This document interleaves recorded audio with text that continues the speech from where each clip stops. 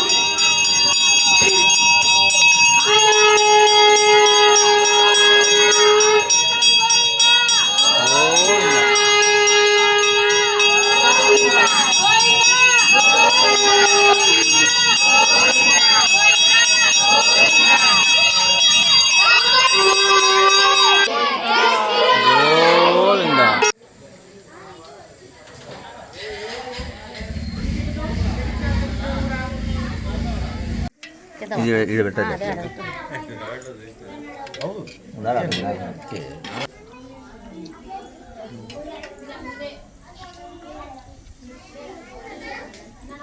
ఇదిలా వాడాలని ఆడు పక్కకు వచ్చాడు.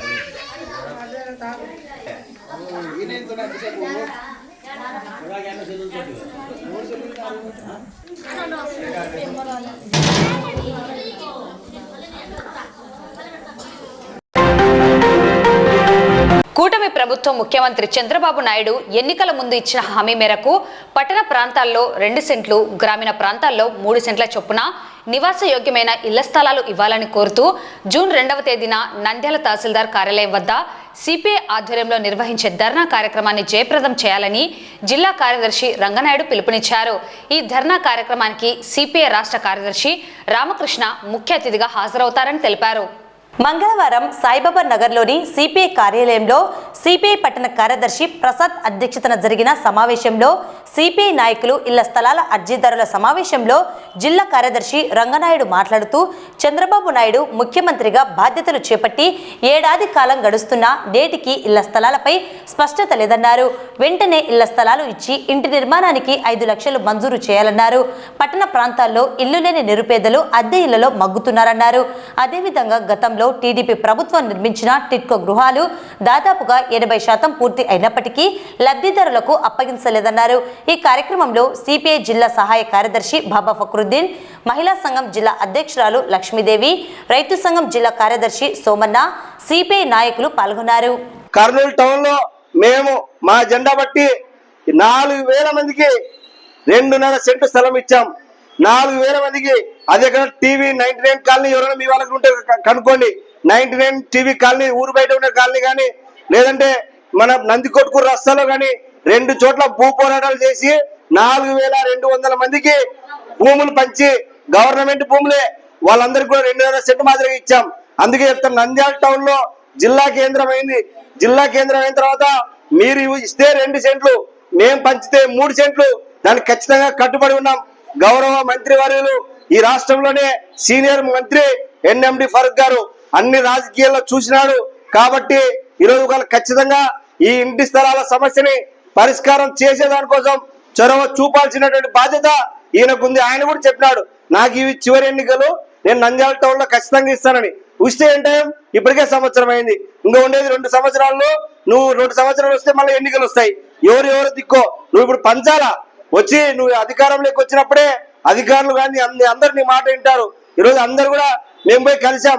మీరు మన ర్యాలీ చేసిన తర్వాత వైఎస్ఆర్ పార్టీ వాళ్ళు కూడా, మాజీ ఎమ్మెల్యే మీరు శిల్పా రవికేశ్వర రెడ్డి కూడా మాట్లాడాడు, అన్న మీరు చేయండి, మీకు కూడా మేము సపోర్ట్ ఉంటాం. మేము అధికారంలో ఉన్నప్పుడు ఈ నంద్యాల టౌన్ లో పంచలేకపోయినాం, మేము ఖచ్చితంగా పంచండి, మేము కూడా సపోర్ట్ ఉంటామని వాళ్ళు కూడా చెప్పారు. ఇంకా మనకి ఎవరట్టు ఎన్ఎండి ఫరూక్ అనే మాట, శిల్పా రవిచంద్ర కిషోర్ రెడ్డి అనే, ఇంకా ఎవరు. కానీ పేదవాడికి మాత్రం స్థలం రావడం లేదు. కాబట్టి పేదవాడికి ఖచ్చితంగా స్థలం రావాలి. నంద్యాల పట్టణంలోని జేకే ఫంక్షన్ హాల్ నందు యేసుకృప మినిస్ట్రీస్ దైవ సేవకులు పాస్టర్ అందనం ఏసన్న ఆధ్వర్యంలో నంద్యాల జిల్లా దైవ సేవకుల సదస్సు నిర్వహించడం జరిగింది. ఈ సదస్సులో ముఖ్య ప్రసంగికులు బ్రదర్ ధర్మవీర్ పాల్, ఆసియా దేశాల కడవరి వర్షపు సంఘాల ప్రతినిధి సిస్టర్ డాక్టర్ స్మిర్నా, రెవరెండ్ బందెల రాజు, బైబిల్ మిషన్ ఏవో హాజరై దైవ సందేశం అందించారు. వక్తలు మాట్లాడుతూ దైవ సేవకులు ఎలా ఉండాలి, దైవ సేవకుల విధి విధానాలు, సేవకులు దేనికోసం పనిచేయాలి అన్న విషయాలపై అనేక విషయాలను తెలియజేశారు. దైవ సేవకులను దేవుని సేవలో ఎలా జీవించాలి, ఎవరిని పోలి నడుచుకోవాలన్న విషయాలతో సేవకులను చైతన్యపరిచారు. ఈ దైవ సేవకుల సదస్సుకు పాస్టర్లు ఎంఏ దేవప్రియం, బెన్నీ, సునీల్, ఏసన్న, సైలాన్, సురేష్, బెన్హిన్ పుటికెల, సామ్యల్ తదితరులు హాజరయ్యారు.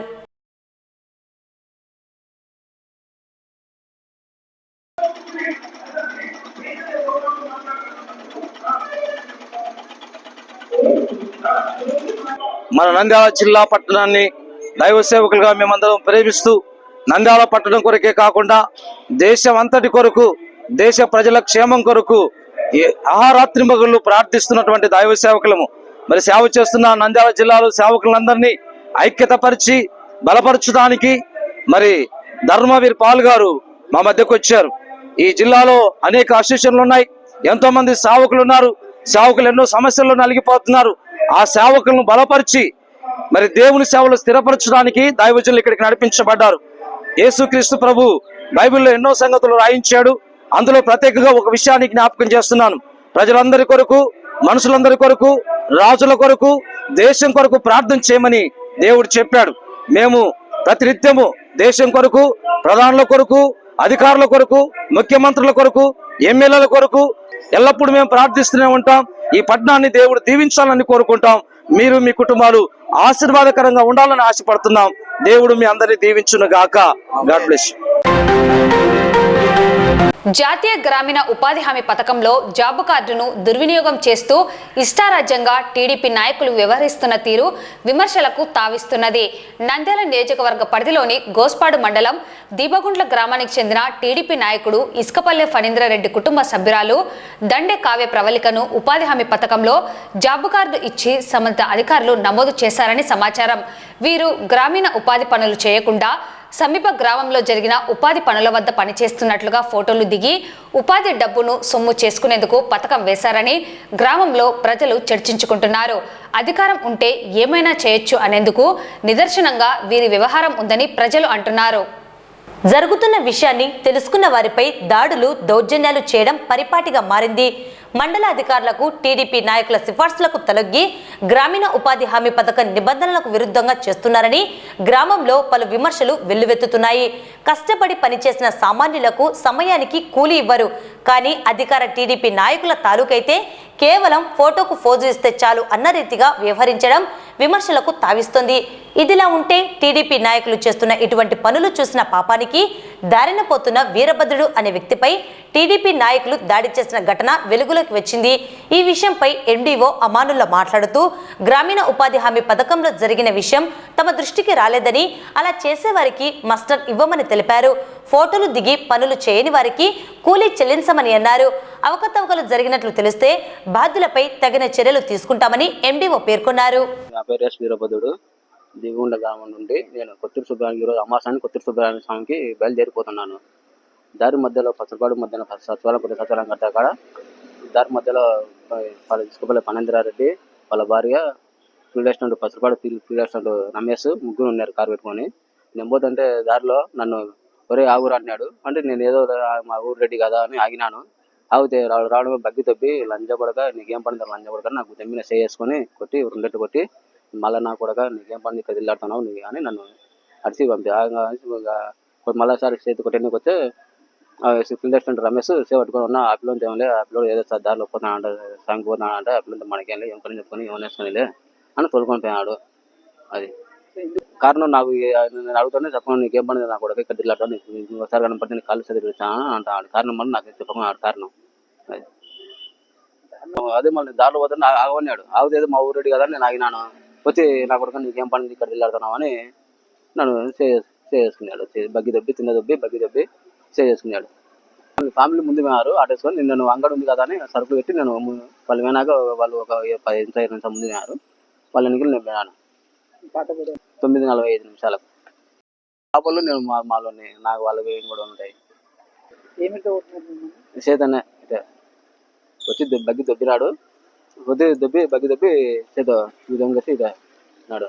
అదే మేము మాస్టర్ పేమెంట్ ఏం చేయడం లేదు, ఇదేమంటే చేయట్లేదు, వేరే వరకు అలాట్ చేసి చేపిస్తాం. మామూలుగా అన్ని చేపిస్తే జరుగుతుంది. ఎస్పెషల్లీ అక్కడ దీపవంతంలో జరగకుండా వాళ్ళు అక్కడికి వచ్చి వాళ్ళు కోరారు అక్కడ మేము అక్కడ పని కల్పించండి మాకు బస్సుబాటు చెప్పినారు కాబట్టి బస్సుబాటు పని కల్పిస్తాం. సింగిల్ కూడా కాదు, ఏజ్ వాళ్ళు 14 మంది డిమాండ్ ఇచ్చారు. అదే మేమంటే చేయట్లేదు, అది పని చేస్తేనే మేము కంపల్సరీ మేము మస్టరీ ఇస్తాము, మస్టరీ పేమెంట్ ఇస్తామని చెప్పాము. ఏదైనా మనం మస్టరీలో చేస్తాము, పేమెంట్ లో చేస్తాము. ఉపాధి కూలి అంటే ఎవరైనా అప్లై చేసుకో, ఎవరైనా రావచ్చు పనికి. ఏమంటే వాళ్ళు గవర్నమెంట్ ఎంప్లాయ్ ఉండకూడదు, ఐటీ రిటర్న్స్ కట్టకుండా ఉండాలి. పర్సన్ పనికి వస్తామంటే పని మనం కల్పిస్తాం. ఎవరైనా మనం పని కల్పించండి మాకు పనికి వస్తామంటే ఎంత ఇది అయినా మనం చేయొచ్చు, కానీ ఆ పర్సన్ పనికి రావాలా, బయట ప్రైవేట్ జాబ్ అయినా చేయకుండా ఉండాలా, గవర్నమెంట్ జాబ్ చేయకుండా ఉండాలా, ఐటీ రిటర్న్స్ కట్టకుండా అలాగే అట్లా ఖచ్చితంగా పని చేస్తాం. ఇక్కడ నాకు కూడా తెలియదు, ఫోటో చూసాను నేను కూడా. అట్లా మస్టర్స్ చేయండి, నేను ఖచ్చితంగా పని చేస్తేనే వాళ్ళకి అటెండ్ చేస్తాం. పేమెంట్ చేసేది లేదు మాకు. వాస్తవంగా అవి కొలతలు మెయిన్. మాకు పని చేసినా లేదని కూడా మాకు డిమాస్టర్ అనేది ఒకటి ఉంటుంది. తర్వాత ఎన్ఎన్ఎంఎస్ యాప్లో అటెండెన్స్ అనేది ఒకటి ఉంటుంది. పని చేయకుంటే ఎవరికైనా మేము పని పేమెంట్ చేయం సార్. ఫోటోలు వచ్చినంత మాత్రాన మాకు, అక్కడ ఫోటో తీసుకునేంత మాత్రాన మాకు ఇక్కడ సిస్టంలోకి అటెండెన్స్ అనేది మెయిన్. అటెండెన్స్ వస్తుంది. అటెండెన్స్ వచ్చినా కూడా ఒకవేళ మాస్టర్లో ఎక్కువగా అటెండెన్స్ చేస్తే కనుక దాన్ని మేము కొట్టివేస్తాం. అంటే మా దగ్గర ఆల్రెడీ అటెండెన్స్ వాళ్ళు ఎన్ఎన్ఎంఎస్ యాప్లో అటెండెన్స్ పంపుతారు. ఒక గ్రామంలో పనులు ఉంటే ఇంకో గ్రామంలో పనులు పెట్టవచ్చు సార్. కారణం ఏంటంటే ఆ గ్రామంలో పనులు లేకుంటే పెట్టచ్చు. వేరే గ్రామంలో అయితే మేము పెట్టనివ్వలేదు. అది కూడా మేము అనుకున్నాము కానీ దాన్ని యాక్సెప్ట్ చేయలేదు. పేమెంట్ రాజకీయ ఒత్తిళ్లు కాదు, గ్రామాల్లో మీరుందా చూసింటారు. ఇప్పటికి కూడా స్వతంత్రం అనేది లేదు ప్రజలకు. ఇంకా ఎన్నాళ్ళు పడుతుందో, 60 ఏళ్ళ స్వతంత్రం కాదు, 70 ఏళ్ళ స్వతంత్రం కాదు. కాబట్టి దాన్ని మనం ఏంటంటే అంత దూరం మేము పోము. మనకు అడిగిన ప్రతి మనిషికి పని ఇస్తాం. మేము పని ఇవ్వాల్సిన బాధ్యత సార్. ఎందుకంటే చేయకపోయినా కూలి ఇయ్యం సార్. పని చేయాలి ఖచ్చితంగా. మెజర్మెంట్ మాకు మెయిన్. మెజర్మెంట్ ఉండాలి, తర్వాత డి మాస్టర్ ఉండాలి, తర్వాత ఏఎంఎంఎస్ మాస్టర్ అటెండెన్స్ ఉండాలి. అయినా కూడా మేము ఇంతవరకు దాన్ని యాక్సెప్ట్ చేయలే. పేమెంట్ చేయము, యాక్సెప్ట్ చేయము. అది సార్. ఉత్త ఫోటోలు దిగినంత మాత్రాన మాకు అటెండెన్స్ కావాలి కదా. ఏం సార్, ఉత్త ఫోటో దిగినంత మాత్రాన అటెండెన్స్ కావాలా? అటెండెన్స్ కావాలి. అక్కడ ఫీల్డ్ విజిట్ చేస్తాము. ఫీల్డ్ విజిట్లో పర్ఫెక్ట్ అయిన పని ఉంటేనే చేస్తాము, లేకపోతే చెయ్యము. నంద్యాలకు చెందిన ప్రముఖ చిత్రకారుడు చింతలపల్లె కోటేష్ ఎన్టీఆర్ జయంతిని పురస్కరించుకొని A3 డ్రాయింగ్ చార్ట్ మీద వాటర్ కలర్ పెయింటింగ్స్తో ప్రకృతి ఒడిలో ఎన్టీఆర్ చిత్రాన్ని అద్భుతంగా వేశారు. ఈ చిత్రాన్ని 3 గంటల సమయంలో వేసి ఆ మహానీయునికి చిత్ర నివాళులు అర్పించారు. ఈ చిత్రంలో ఎన్టీఆర్ తేజోమయ రూపాన్ని వర్ణిస్తూ ప్రకృతిలో ఉన్నట్లు వేశారు. ప్రకృతి అంటే నింగి, నేల, కొండలు, కోనలు, ఉదయించే సూర్యున్ని ఎన్టీఆర్ నుదుటి బొట్టుగా తీర్చిదిద్దారు. ఎగిరే పక్షులు, చెట్లు, నీటిలో చేపలు ఆనందంగా ఎగిసి పడుతున్నట్లు, తాబేలు, బాతులు, కొంగలు, నెమలి, జింకలు, ఏనుగు, తామర పువ్వులు ఇలా ఎన్నో ప్రకృతి సౌందర్యంలో చూపించారు. ఇందులో ఒక ఏనుగు ఎన్టీఆర్కు తొండంతో దండం పెడుతున్నట్లు వేశారు. ఈ సందర్భంగా కోటేష్ మాట్లాడుతూ ఈ విశ్వంలో ప్రకృతి ఎల్లప్పుడూ ఉంటుంది, అలాగే ఎన్టీఆర్ కూడా కోట్లాది హృదయాల్లో ఎల్లప్పుడూ ఉంటారు. విశ్వం ఉన్నంత వరకు విశ్వవిఖ్యాత నట సార్వభౌముని ఎవరూ మర్చిపోరన్నారు. సినిమాల్లో తన నటనతో నవరసాలు పండించిన నటరత్న ఎన్టీఆర్ కారణ జన్ములని పేర్కొన్నారు. సాంఘిక, జానపద, పౌరాణిక పాత్రల్లో ఎన్నో పాత్రలు వేసి మెప్పించారని, అటు సినీ రంగంలో ఇటు రాజకీయాల్లో నెంబర్ 1 స్థానం ఎన్టీఆర్ దని కొనియాడారు. జయంతిని పురస్కరించుకొని A3 డ్రాయింగ్ చార్ట్ మీద వాటర్ కలర్స్ పెయింటింగ్స్తో ప్రకృతి ఒడిలో అన్నగారి చిత్రాన్ని 3 గంటల సమయంలో వేసి చిత్ర నివాళులు అర్పించారు. ఈ చిత్రంలో ఎన్టీఆర్ తేజమయ రూపాన్ని వర్ణిస్తూ ప్రకృతిలో ఉన్నట్లు వేశారు. అంటే ప్రకృతి అంటే నింగి, నేల, నీరు, కొండలు, కోనలు, ఉదయించే సూర్యుడు అంటే నొదుట బొట్టుగా వేశారు సూర్యుడు. ఎగిరే పక్షులు, చెట్లు, నీటిలో చేపలు, తాబేలు, బాతులు, కొంగలు, ఏనుగు, జింకలు, నెమలి, పక్షులు, తామర పుష్పాలు ఇలా ప్రకృతి సౌందర్యంలో వేశారు. ఇందులో ఒక ఏనుగు అన్నగారికి తొండంతో వందనం చేస్తున్నట్లు వేసినారు, గౌరవ వందనం చేస్తున్నట్లు వేశారు. ఈ విశ్వంలో ప్రకృతి ఎల్లప్పుడూ ఉంటుంది. అలాగే అన్నగారు కూడా కోట్లాది హృదయాల్లో ఎల్లప్పుడూ ఉంటారు. విశ్వం ఉన్నంత వరకు విశ్వవిఖ్యాత నటసార్వభౌముని ఎవరు మర్చిపోరు. సినిమాల తన నటనతో నవరసాలు పండించిన నటరత్న ఎన్టీఆర్ కారణ జన్ముడు. సాంఘిక, జానపద, పౌరాణిక పాత్రల్లో ఎన్నో పాత్రలు వేసి మెప్పించిన నటుడు. అటు శ్రీరంగంలో ఇటు రాజకీయాల్లో నెంబర్ 1 స్థానం ఎన్టీఆర్ది. 1982లో తెలుగుదేశం పార్టీ స్థాపించి కేవలం 9 నెలల్లోనే ఆంధ్రప్రదేశ్ ముఖ్యమంత్రిగా పదవి చేపట్టి పేద ప్రజలకు ఎన్నో సంక్షేమ పథకాలు పెట్టిన మహనీయుడు ఎన్టీఆర్ గారు. భౌతికం మన దగ్గర లేకపోయినా అన్నగారు అందరి హృదయాల్లో పదిలంగా ఉంటాడు. గతంలో ఎన్నోసార్లు ఎన్టీఆర్ చిత్రాలు వేశాను. ఈసారి వినూత్నంగా ఈ విధంగా ప్రకృతి వల్ల ఒడిలో ఉన్నట్టు వేశాను. జై ఎన్టీఆర్. నంద్యాల పట్టణం నూనెపల్లె ప్రాంతంలోని జిల్లా కలెక్టర్ కార్యాలయం నుండి గెల్వి ఫ్యాక్టరీ వరకు వీధి లైట్లు ఏర్పాటు చేయాలని స్థానికులు అధికారులను విన్నవిస్తున్నారు. ఈ ప్రాంతంలో రాత్రి వేళల్లో వెళ్లాలంటే తీవ్ర ఇబ్బందులు పడాల్సి వస్తుందని, చీకటిలో వెళ్లే సమయంలో తరచూ ప్రమాదాలు చోటు చేసుకుంటున్నాయని, మహిళలు, చిన్నారులు, వృద్ధులు వెళ్లేందుకు భయపడుతున్నారని, అసాంఘిక కార్యకలాపాలు జరిగే అవకాశం ఉందని స్థానికులు తెలిపారు. ఈ సమస్యను ప్రజా సమస్యల పరిష్కార వేదికలో వీధి దీపాలను ఏర్పాటు చేయాలని వినతి ఇచ్చామని, ఇప్పటికీ ఎటువంటి స్పందన లేదని స్థానికులు అంటున్నారు. వెంటనే వీధి దీపాలు ఏర్పాటు చేయాలని కోరుతున్నారు.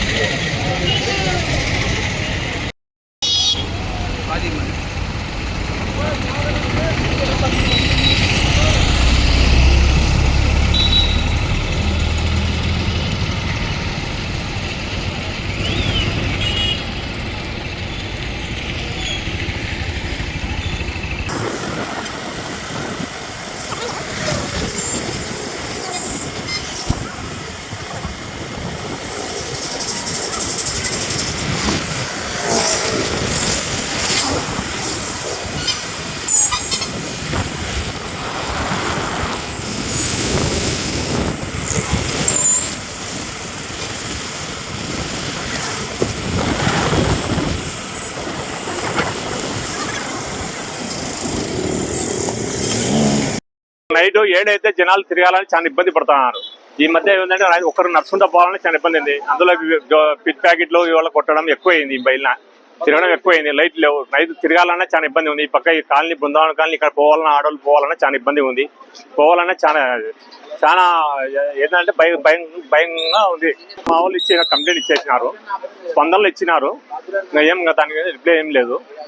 ఈ రాత్రి లోపల ఇలా మొత్తం శ్మశానం ఉంటుంది. రాత్రికి ఇలా మబ్బుగా మనుషులు తిరగాలని చాలా ఇబ్బంది ఉంది. నా పేరు శ్రీనివాసులు. ఇక్కడ నూనెపల్లె ఓల్డ్ కడప హైవే రోడ్లో గెలివి ఫ్యాక్టరీ, కలెక్టర్ ఆఫీస్ నుంచి గెలివి ఫ్యాక్టరీ దగ్గర వరకు వీధి లైట్లను ఏర్పాటు చేయవలసిందిగా అధికారులను కోరుతున్నాను. ఇక్కడ చాలా ఇబ్బందికరంగా ఉన్నది, చాలా యాక్సిడెంట్లు జరుగుతున్నవి. అక్కడక్కడ ఒక లైటు ఏర్పాటు చేసి మాకు ప్రజలకు ఉపయోగకరంగా చేయవలదని చెప్పి అధికారులందరినీ ప్రార్థిస్తున్నాను. వ్యవసాయ విద్యుత్ కనెక్షన్లకు దరఖాస్తు చేసుకున్న రైతులకు విద్యుత్ లైన్లు, ట్రాన్స్ఫార్మర్ల ఏర్పాటుకు తగు చర్యలు తీసుకుంటున్నామని, అలాగే విద్యుత్ వినియోగదారులు పీఎం సూర్యఘర్ పథకాన్ని సద్వినియోగం చేసుకోవాలని Nandyal division electrical executive engineer Srinivasulu తెలిపారు. విద్యుత్ సేవల గురించి ఆయన వివరించడం జరిగింది.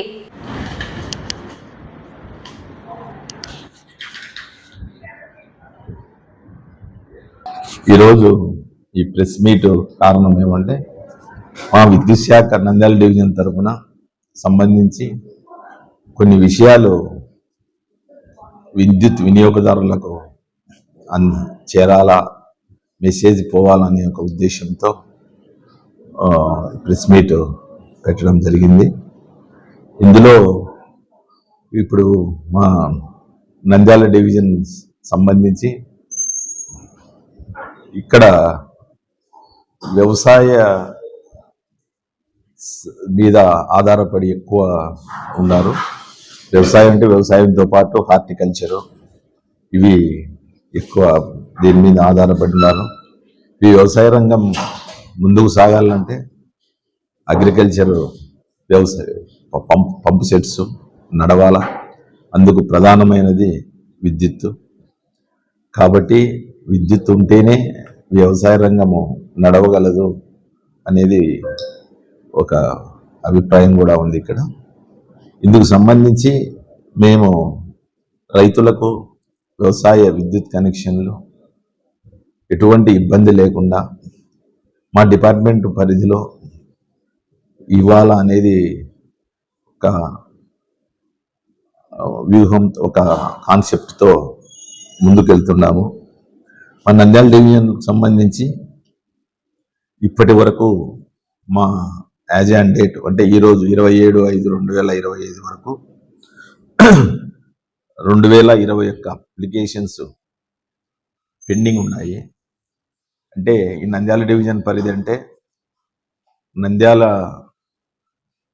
కాన్స్టిట్యుయెన్సీ సంబంధించి నంద్యాల రూరల్ సెక్షను, అదేవిధంగా ఇక్కడ మన మిగతా సెక్షన్స్ కూడా ఉన్నాయి. టోటల్ 19 సెక్షన్స్లో 3 వచ్చేసి అర్బను, మిగతావి 16 వచ్చేసి రూరల్ కింద ఉన్నాయి. అంటే వ్యవసాయ మీద రన్ అవుతుండేవి, వ్యవసాయ సర్వీసుల మీద. వాటిలో ఇటు నంద్యాల రూరల్ సబ్ డివిజన్ సంబంధించి పాణ్యము, గడివేముల, మహనంది, బండాత్మకూరు,